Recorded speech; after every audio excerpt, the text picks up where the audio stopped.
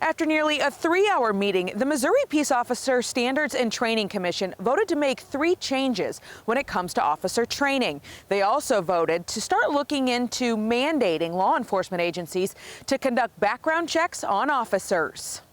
It happened, but there's no set standard for it at all. Currently, under Missouri state law enforcement agencies do not have to conduct background checks for officers. There's a lot of places that don't do that, and they may hire somebody that we've turned down, as an example, for a reason, but I see them get hired somewhere else. Post commissioners voted Monday. They want to study methods that would mandate every agency to conduct one. The requirement, or the lack thereof, of backgrounds to be completed on officers who may be viewed as jumping from one agency to another. The commission also voted to require 1 hour of de-escalation techniques and implicit bias to an officer's continuing education program every year. So very important.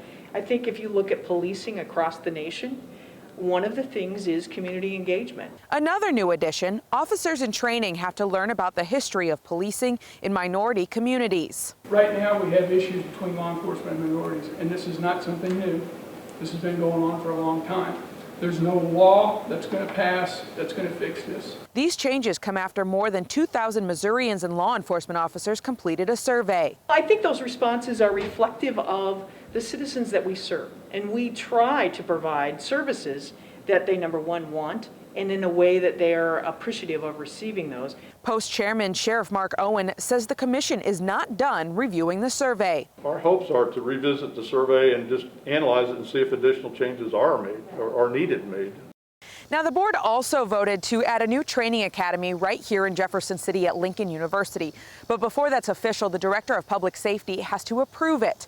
As for those changes when it comes to officer training, it now has to go through a state approval process, so it could be next year before any of those changes are actually in effect.